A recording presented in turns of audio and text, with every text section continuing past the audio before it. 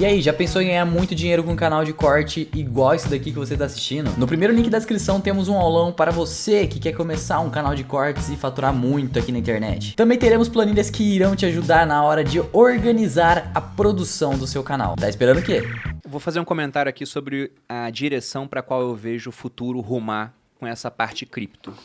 Vamos supor que hoje eu simplesmente pensasse, né? Não quero mais arcar com os custos, por exemplo, de impostos e de viver em sociedade da maneira que a gente vive hoje. Eu poderia pegar todo o meu dinheiro, trocar por criptomoedas, poderia sair das redes sociais e criar um perfil que ninguém ia saber que é meu, utilizando um avatar. Até numa rede social descentralizada, onde teria lá um Bored Ape na capa e eu tweetando ou gravando e falando coisas sem aparecer como uma pessoa. Mas ele investindo é em cripto.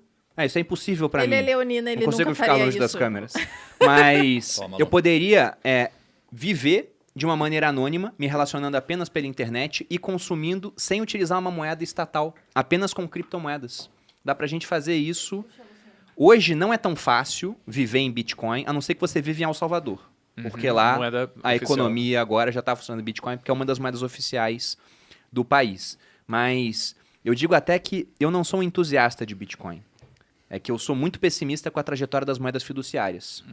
Até eu estava procurando aqui, enquanto o Thiago estava acabando de falar, veio na minha cabeça uma ideia de um cara chamado Ray Kurzweil.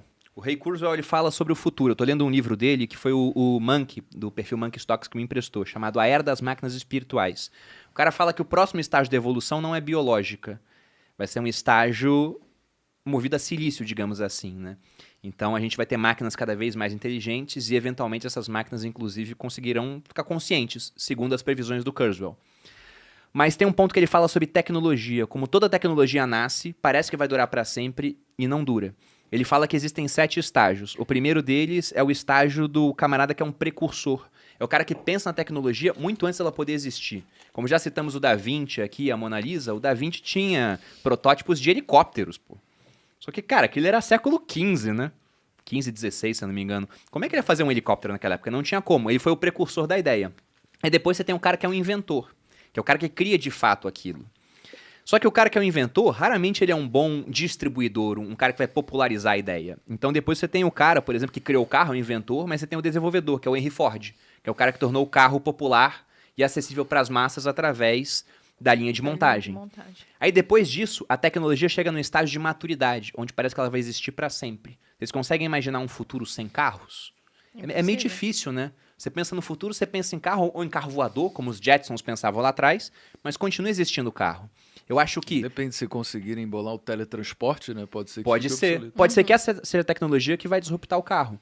Mas pensando em moeda, a gente lida com a moeda estatal há tanto tempo que a gente pensa que ela sempre vai existir. Estamos no estágio da maturidade.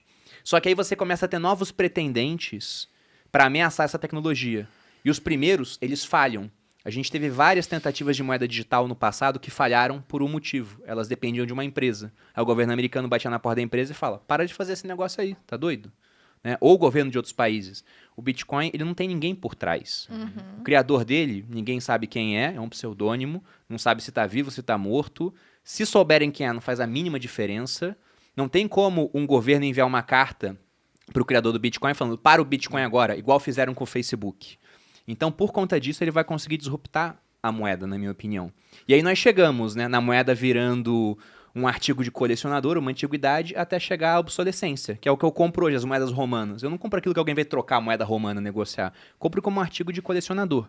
Então, eu vejo que a gente tem uma grande chance de, daqui a uns 20 anos... A moeda estatal até pode existir, mas você vai usar se quiser, porque vai dar para trocar usando tantas outras moedas descentralizadas. Que ela vai ficar como última opção, né? Vai ser uma opção, mas talvez seja aquela menos usada, porque uma das poucas coisas que não barateia com a competição é a moeda.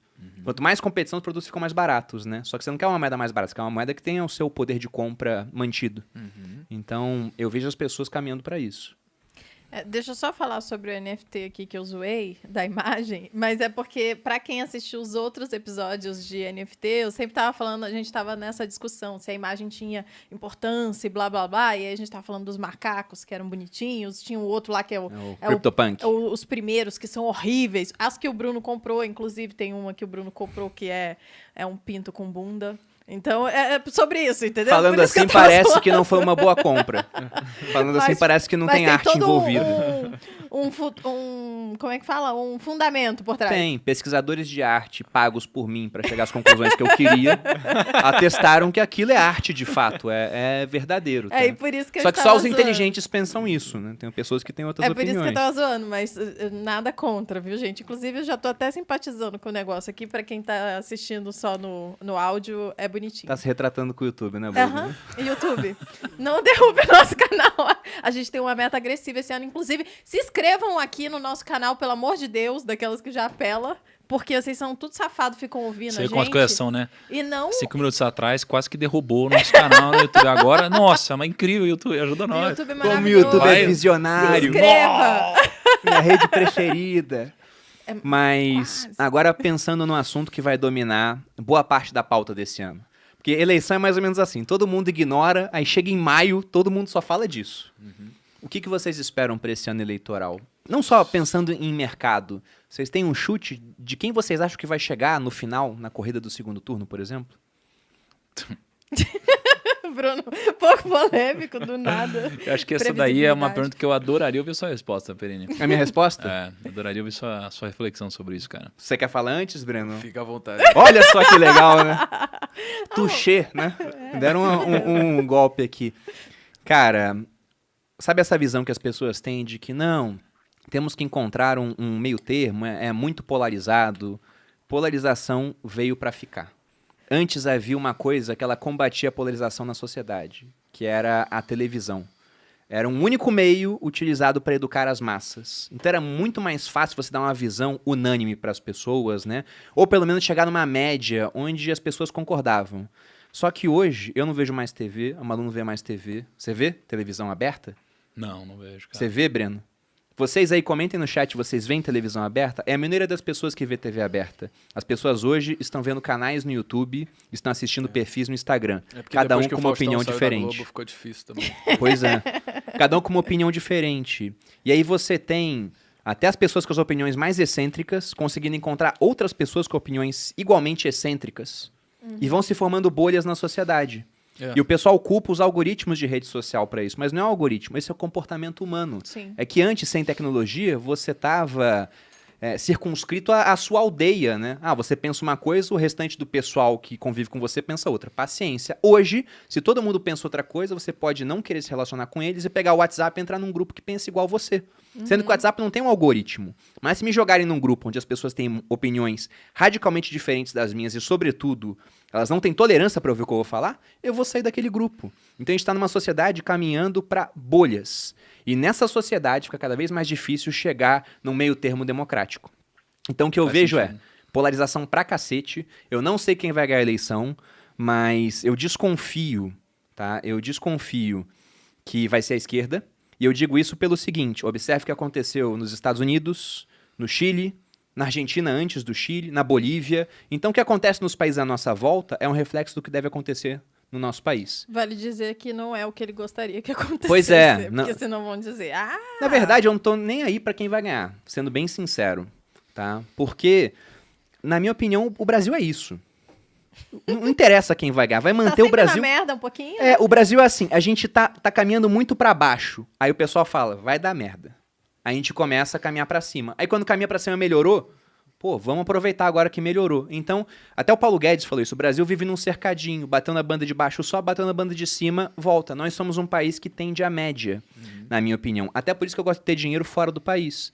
Porque não é que eu não acho que o Brasil não vai crescer, mas eu acho que o Brasil vai crescer menos do que vários outros países lá de fora, inclusive do que os Estados Unidos. Então, eu prefiro estar alocado em um país que deve crescer mais do que a gente. E aqui no Brasil, eu gosto de estar envolvido em negócios que descolam da média do país. Né? Então, negócios que eles podem decolar muito, mesmo que a economia não vá tão bem. Então, por isso que eu gosto de negócios online.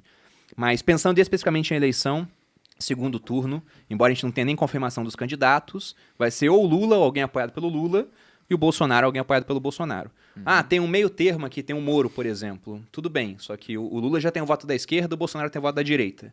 O que racionalmente eles têm que fazer? Caminhar para o centro. E nisso eles espremem o Moro E ele e morre. ele não vai ter chance. É, eu tenho uma opinião sobre isso, cara. Acho que se qualquer tentativa da gente tentar apontar... Oi? Apontar o dedo para alguém, acho que pode ser muito bem a gente acabar cavando a nossa própria cova, né? Porque se acontecer alguma coisa errada, então quer dizer que todas as possíveis previsões ou coisas que a gente já tenha feito antes acabam perdendo valor e a credibilidade depois vai a zero. Não, eu posso estar totalmente errado no que eu falei aqui.